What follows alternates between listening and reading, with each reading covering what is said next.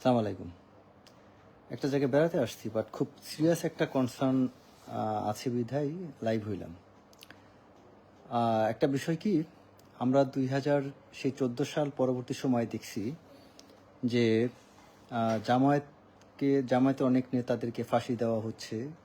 কেউ অপরাধী ছিল, কেউ অপরাধী ছিল না, যাই হোক।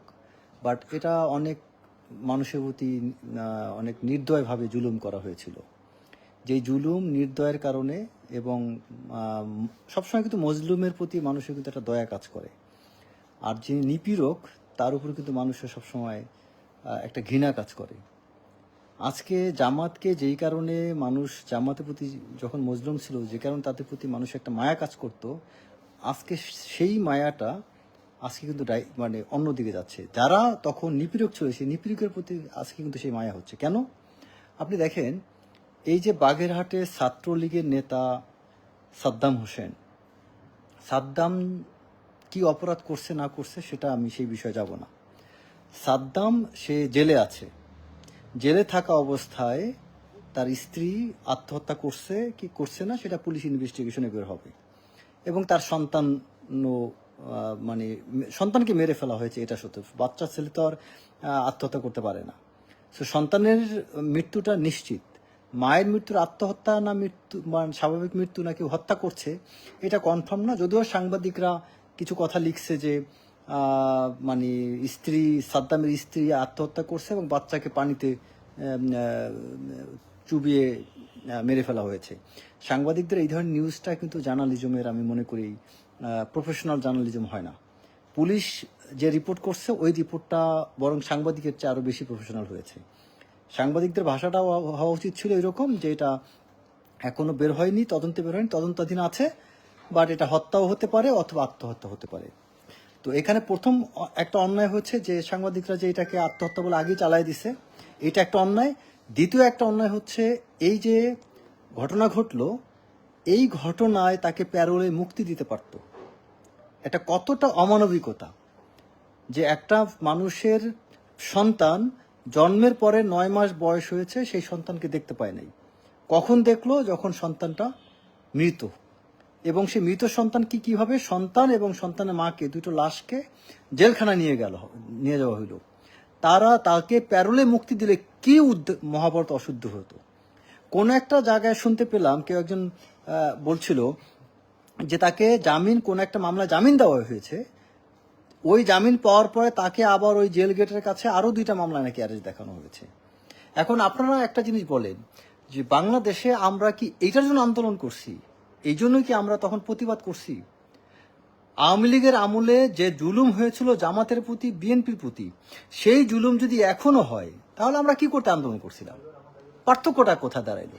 আপনি আজকে মজলুমের প্রতি যারা নিপীড়ক ছিল বা উৎপীড়ক ছিল, যারা নির্যাতন করেছিল, তাদেরকে আপনি আজকে মজলুম বানাই দিলেন। এটা তো হইতে পারে না। আপনি তাদের বিচার করতে পারেন, মজলুম তো বানাইতে পারেন না। সাদ্দামের প্রতি যে অন্যায়টা হয়েছে, এইটা আমি মনে করি বাংলাদেশের প্রত্যেকটা মানুষের এটা নিয়ে আসলে আমি মনে করি তাদের ঘৃণা প্রকাশ করা উচিত। সাদ্দাম সে একটা মানুষ। সাদ্দাম যাই করুক, তার মানবিক ব্যাপারটা এটা তো আমরা অস্বীকার করতে পারবো না। একটা যে কোনো মানুষ যত বড় অপরাধ করুক, আপনি একটা সন্তান বা তার স্ত্রী মৃত্যুবরণ করলো বা তাদেরকে হত্যা করা হলো, তাদেরকে দেখার ব্যবস্থাটা করলে কি হতো? তাকে প্যারোলে মুক্তি দিলে কি মহাভারত অশুদ্ধ হতো? বাংলাদেশে সাদ্দামের চেয়ে বেশি অপরাধী যদি একজনও ছাড়া না থাকতো তাহলে আমি মানতাম। যেখানে সাদ্দামের চেয়ে লক্ষ কোটি গুণ বড় ধরনের অপরাধী ঘুরে বেড়াচ্ছে, তাদেরকে আপনি কিছুই ছিঁড়তে পারলেন, কিছুই করতে পারলেন না, কিন্তু আপনি একটা মরা গরুরে মারতেছেন, বারবার মরা ইঁদুরটাকে মারতেছেন। এটা কি ধরনের ফাইজলামি চলতেছে বাংলাদেশে? এগুলোর জন্য তো আমরা আসলে প্রতিবাদ করি না, এগুলোর জন্য তো আমরা কথা বলি নেই। এবং খুব ঘৃণা হচ্ছে এই সরকার ব্যবস্থাপনার প্রতি এবং বাংলাদেশের রাজনীতিবিদ যারা অনন্য দল যারা আছে তাদের প্রতিও ঘৃণা হচ্ছে। এটা অন্য দলের যারা সিনিয়র নেতা তাদেরও এটা নিয়ে কথা বলা উচিত ছিল। যদি কোনো জায়গায় আপনার প্রতি যদি কোনো জুলুম হয়ে থাকে, তাহলে আপনি কি করবেন? আপনি ওই জুলুমটা আরেকজনের প্রতি করতে পারেন? তাহলে আপনি কি শিখলেন? আপনার প্রতি যে জুলুম করা হলো এটা থেকে আপনি কি শিখলেন? জামায়াতকে যেভাবে মজলুম বানানো হয়েছিল, তখন সেই জামাতের প্রতি আপনাদের যে সিম্প্যাথি কাজ করছে এবং আওয়ামী লীগের প্রতি যে ঘৃণা কাজ করেছিল, এখন ব্যাপারটা উল্টা হয়ে গেল। এখন আপনি আওয়ামী লীগকে মজলুম বানাইলেন এবং জামাতকে আজকে আপনি তথা অন্যান্য যারা আওয়ামী লীগ বিরোধী তাদেরকে আপনি আজকে আপনি নিপীড়ক বা আপনি তাদেরকে আপনি ভিলেনের কাঠগড়ায় দাঁড় করাই দিলেন, এবং কতটা ঘৃণ্য একটা কাজ। এরকম করতে করতে আমি আজকে একটা কথা বলে রাখি, আজকে জামাত যেভাবে আপনাদের কাছে সিম্প্যাথি পেয়ে একটা ভালো একটা অবস্থানে আসছে, বা অন্য রাজনৈতিক দলও যে ভালো অবস্থানে আসছে, এরকম করে আপনারা কিন্তু একসময় আওয়ামী লীগের প্রতি সিম্প্যাথি আওয়ামী লীগকে কিন্তু শক্ত জায়গা তৈরি করে দিবে, এবং তখন ভুলে যায় না যে এর প্রতিশোধ তারা নিবে না, এবং বাংলাদেশে এভাবে প্রতিহিংসা, প্রতিশোধ, ঘৃণার রাজনীতি চলতেই থাকবে। এবং এরপরে আমরা ভুলে গেলে হবে না, এরপরে যদি এই সাদ্দামের মতো যারা এইরকমভাবে আপনার জুলুম করা হবে, তারা কিন্তু এর চেয়ে আরো বেশি জুলুম করবে, তখন আমরা নোংরা কম্পিটিশনে নেমে যাব। আমি দোয়া করি সাদ্দামকে আল্লাহ তার অন্তরে শান্তি দিক এবং তার মধ্যে হেদায়েত দিক, সেও যাতে ভালো কিছু শপথ নেয়, তার মধ্যে যেন আল্লাহ প্রতিহিংসা জায়গায় না দেয়। যদি সাদ্দামের মতো যারা আছে তাদের যদি প্রতিহিংসা জেগে উঠে, বাংলাদেশে আপনারা টিকতে পারবেন না। দুনিয়াতে কোনো জুলুমকারী টিকতে পারে নাই, ফেরাউনও না, নমরুদও না। আওয়ামী লীগের সময় আওয়ামী লীগ যখন ফেরাউন নমরুদের মতো আচরণ করছে, এখন যারা ফেরাউন নমরুদের মতো আচরণ আওয়ামী লীগের সাথে করবেন, তাদের পরিণতি ওই রকমই হবে। তো আমাদের আসলে ভুল থেকে শিক্ষা নেওয়া উচিত। চাটুকার যারা আছেন, তোষামোদি যারা করতেছেন এবং এই অন্যায়কে যারা মেনে নিচ্ছেন, প্রত্যেকের দুর্ভোগ পোহাইতে হবে, কেউ মাপ পাবে না। সাদ্দামের প্রতি অন্যায়ের আমি তীব্র প্রতিবাদ জানাই। এতে এই সরকার বা অন্যান্য যারা আছে আমাকে ঘৃণা করুক না আসুক, কিচ্ছু আসে যায় না, আই ডোন্ট কেয়ার।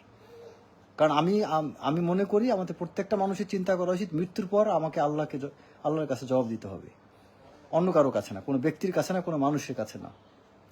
সবাই সাবধান হন, ভালো থাকেন এবং সত্যের প্রতিবাদ করেন। মনে রাখবেন, এই দিন আপনাদের যে কারো জীবন আসতে পারে। একবার চিন্তা করেন, সাদ্দামের জায়গায় নিজেকে রাখেন, আপনার পরিবারের আপনজন কাউকে রাখেন, আপনার একটা ভাইকে রাখেন, চাচাকে রাখেন, যে কোনো কাউকে, যে কেউ ভাবেন আপনি জেলে ছিলেন, আপনার একটা সন্তান আছে, আপনার স্ত্রী আছে, তাদের সাথে এই ঘটনাটা ঘটলো। আপনি যে কোনো একটা অপরাধ করে জেলে গেছেন, মানলাম, কিন্তু এটা কিভাবে আপনি মানতে পারবেন? প্রথম সন্তানটাকে দেখছে, এই সন্তান জন্মের আগে কিন্তু সেই সন্তানকে দেখে নাই। কখন দেখছে? মানে তার জন্মের পরে কিন্তু সন্তানকে সাদ্দাম দেখে নেই।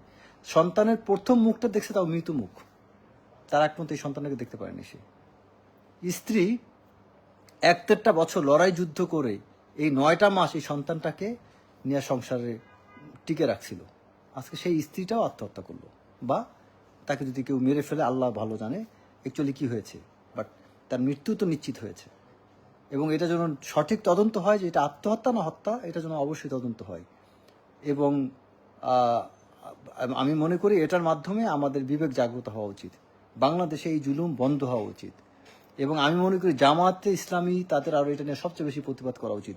যদি তারা জুলুম থেকে কিছু শিক্ষা নিয়ে থাকেন, তাহলে তারা অন্যের প্রতি জুলুম হইতে দিবেন না, এটা আমার জামাতের প্রতি নিবেদন।